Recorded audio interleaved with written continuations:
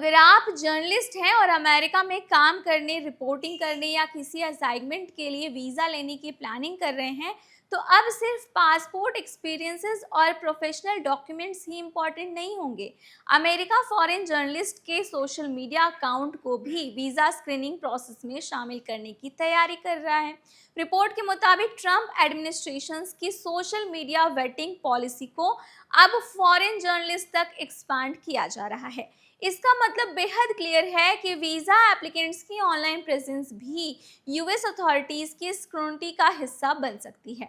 लेकिन क्या इसका सीधा असर इंडियन जर्नलिस्ट पर भी पड़ेगा? सोशल मीडिया में आखिर क्या देखा जा सकता है और क्या इसका मतलब ये है कि किसी जर्नलिस्ट की हर पोस्ट उसके वीज़ा डिसीजन को प्रभावित करेगी? चलिए आज के इस वीडियो में आपको समझाती हूँ। हाय, मेरा नाम है दामिनी सिंह, आप मुझे देख रहे हैं एनबीटी टेक एड पर। तो सबसे पहले ये समझते हैं कि आखिर ये नया डेवलपमेंट है क्या। US state department foreign journalist के लिए सोशल मीडिया वेटिंग को एक्सपांड करने जा रहा है।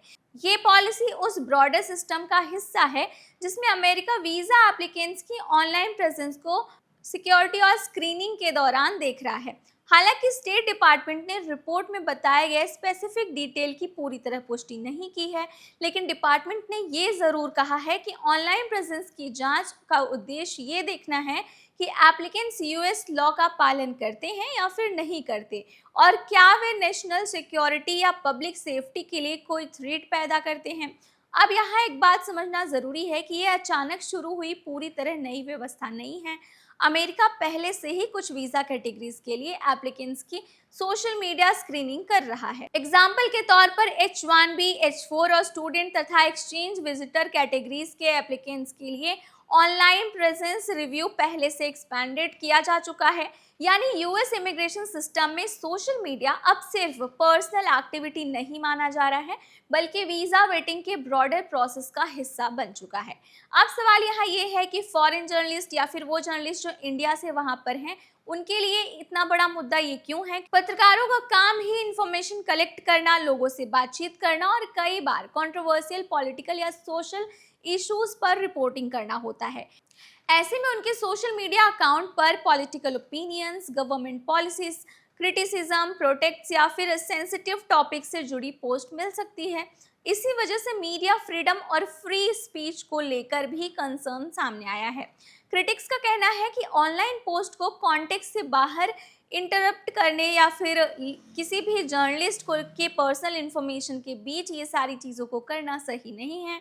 अब इसे इंडियन जर्नलिस्ट के कॉन्टेक्स्ट में भी आपको समझाती हूँ। अगर कोई इंडियन जर्नलिस्ट यूएस में रिपोर्टिंग असाइनमेंट, मीडिया वर्क या किसी प्रोफेशनल पर्पस के लिए वीज़ा अप्लाई करता है, तो उसकी कैटेगरी इस एक्सपैंडेड स्क्रीनिंग के दायरे में आती है, तो उसकी ऑनलाइन प्रेजेंस भी स्क्रूटिनी का हिस्सा बन सकती है।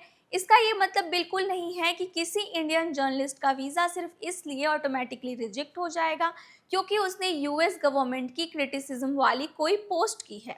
वीज़ा डिसीजन इंडिविजुअल सर्कमस्टेंसेस और एप्लीकेबल इमिग्रेशन रूल्स पर ही होती है और इस पर ही डिपेंड करेगा। लेकिन एप्लीकेंट्स को ये समझना चाहिए कि पब्लिक ऑनलाइन एक्टिविटी अब वीज़ा स्क्रीनिंग में पोटेंशियल रिलेवेंट हो सकती है। और एक और इम्पॉर्टेंट पॉइंट कि सोशल मीडिया स्क्रीनिंग का मतलब पासवर्ड देना नहीं है। Existing US visa screening requirement में एप्लीकेंट्स की सोशल मीडिया आइडेंटिफायर्स या हैंडल जैसी इंफॉर्मेशन मांगी जा सकती है। कुछ कैटेगरीज में एप्लीकेंट्स को प्रोफाइल पब्लिक या ओपन रखने के इंस्ट्रक्शंस भी दिए जा सकते हैं ताकि ऑनलाइन प्रेजेंस को रिव्यू किया जा सके। तो अगर आप इंडियन जर्नलिस्ट हैं और यूएस वीजा के लिए अप्लाई करने वाले हैं, तो क्या करना चाहिए ये भी आपको बताती हूँ। सबसे पहले अपने वीज़ा एप्लीकेशन में इंफॉर्मेशन बिल्कुल एक्यूरेट रखें। अपने प्रोफेशनल बैकग्राउंड, एम्प्लॉयमेंट हिस्ट्री और ट्रैवल पर्पस के बारे में कोई गलत इंफॉर्मेशन ना दें। दूसरा, अपने सोशल मीडिया अकाउंट में ऐसी कोई इंफॉर्मेशन हो जो एप्लीकेशन में दी गई जानकारी से डायरेक्टली मैच करती हो, तो उसे समझकर हैंडल करें। तीसरा, किसी पुराने सोशल मीडिया पोस्ट को देखकर पैनिक करने की ज़रूरत नहीं है, क्योंकि हर पोस्ट ऑटोमेटिकली वीज़ा रिफ्यूज़ल का कारण नहीं बनती। लेकिन अगर आपका केस सेंसिटिव है या आप किसी पॉलिटिकल, सिक्योरिटी या इमिग्रेशन रिलेटेड इशू में इन्वॉल्व रहे हैं, तो क्वालिफाइड इमिग्रेशन लॉयर से एडवाइस लेना आपके लिए बेहतर ऑप्शन हो सकता है। तो अगर आप अमेरिका में जाना चाहते हैं और वहाँ पे जर्नलिस्ट बनना चाहते हैं या जर्नलिस्ट के लिए अप्लाई कर रहे हैं, तो आपके लिए इन बातों का ध्यान रखना बेहद ज़रूरी है, ताकि फ्यूचर में कोई भी प्रॉब्लम में आप ना फंसें। अगर आपको आज की ये वीडियो पसंद आई हो, इन्फॉर्मेटिव लगी हो, काम की लगी हो, तो वीडियो को लाइक करें और चैनल पे अगर आप नए हैं तो चैनल को सब्सक्राइब करना ना भूलें।